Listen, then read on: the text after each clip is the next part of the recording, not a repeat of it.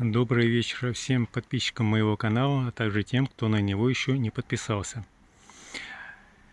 Начинаем очередное видео, в котором я вам расскажу о дереве груши и о его подкормке, опрыскивании, а также обрезке.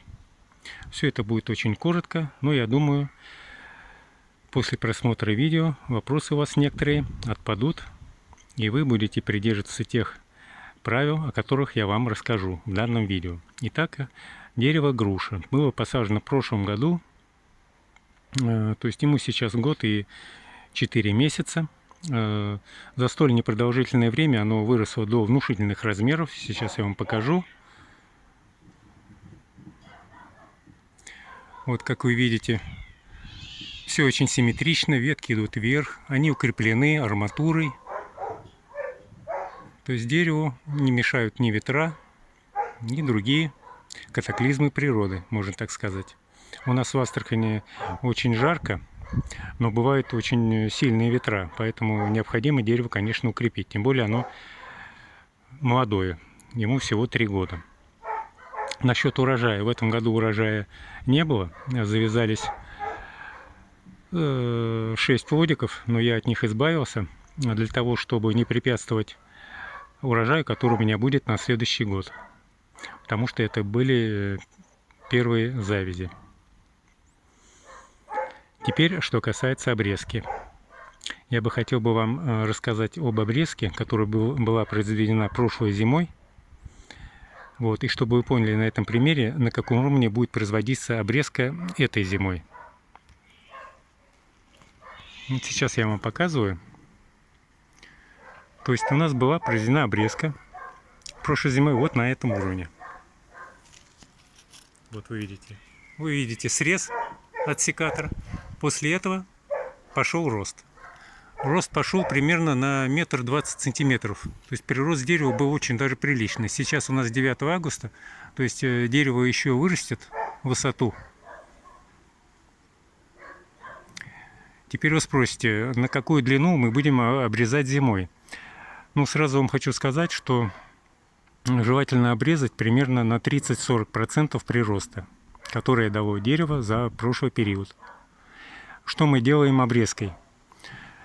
Ну, во-первых, мы ограничиваем рост дерева, и больше его энергия, соки дерева больше уйдут на формирование плодов, которые нам будут необходимы именно на следующий год, так как завязалось очень много цветковых почек, плодовых почек. Вот, поэтому каждый из этих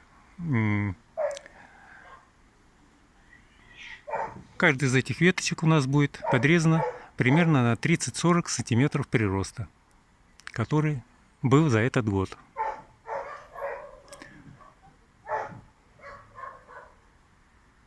Это что касается обрезки.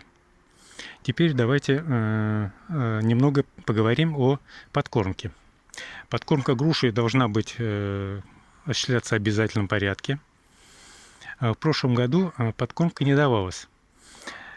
Почему, вы спросите? Потому что первый год желательно саженцу подкормку не давать, чтобы большая сила уходила на развитие корневой массы.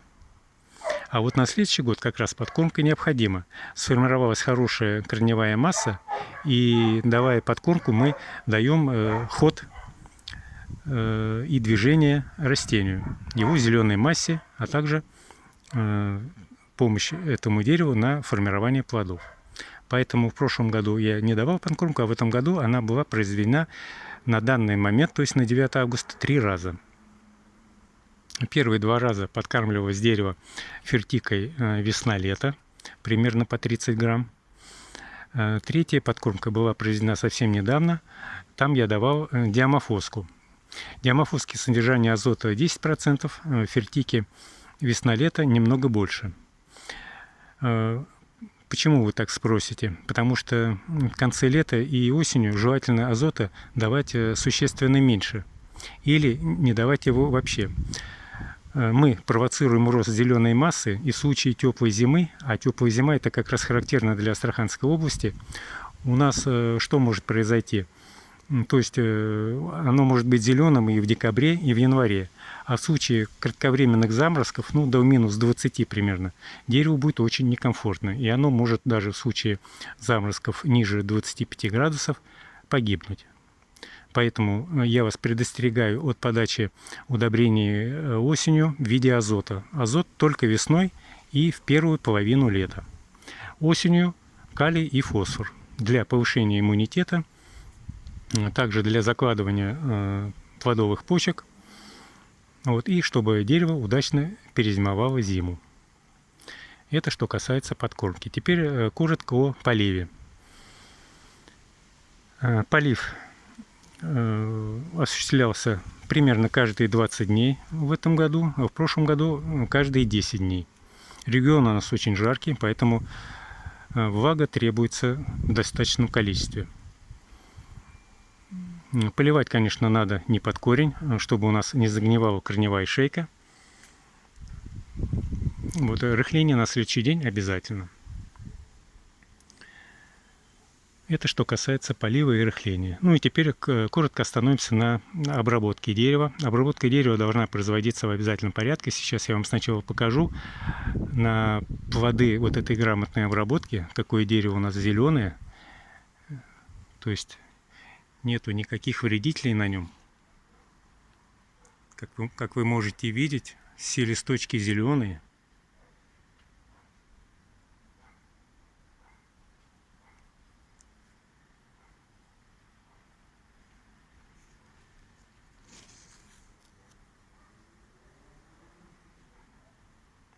Нет никаких признаков гнили, паши, других характерных признаков заболевания дерева, а именно груши.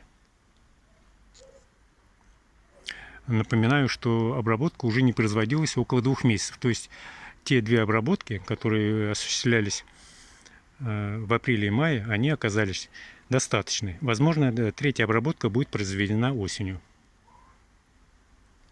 Итак, чем же мы обрабатывали дерево?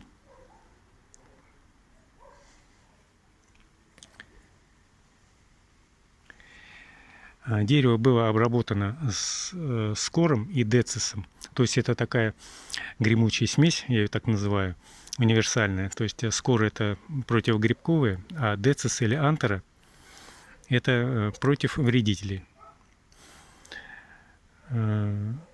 Лучше всего опрыскивать, конечно, я использовал такой аппарат, как шмель, 5-литровый, со штангой, с длинной, с опрыскивателем. Ручным опрыскивателем опрыскивать очень тяжело и неудобно. Обязательные порядки, соблюдайте меры предосторожности, надевайте защитную одежду, обязательно перчатки резиновые, ну и противогаз. Это для защиты органов дыхания. Я вот тоже приобрел противогаз, и проблем с опрыскивателем нет. Так, ну что еще могу рассказать? Ну, наверное, собственно, на этом и все. Короткое видео мое подходит к концу. Надеюсь, с его помощью вы поняли, как правильно обрезать деревья зимой, как правильно их опрыскивать, как правильно подкармливать и как осуществляется грамотный полив в летнее-осеннее время. Кстати, насчет полива. Осенью желательно залить дерево. Ну, примерно вот я буду давать около 10-12 ведер воды, чтобы никакие заморозки страшные не были. И корни у меня были в оптимальном состоянии. Если будет зима, то есть они не должны быть пересушены в зимний период. Итак, заканчиваю свое короткое видео. Кто не подписался на мой канал, в обязательном порядке подписывайтесь, ставьте лайки, комментируйте данное видео. Буду только этому очень рад. Всего вам доброго и удачи во всем. Ваш Ренат.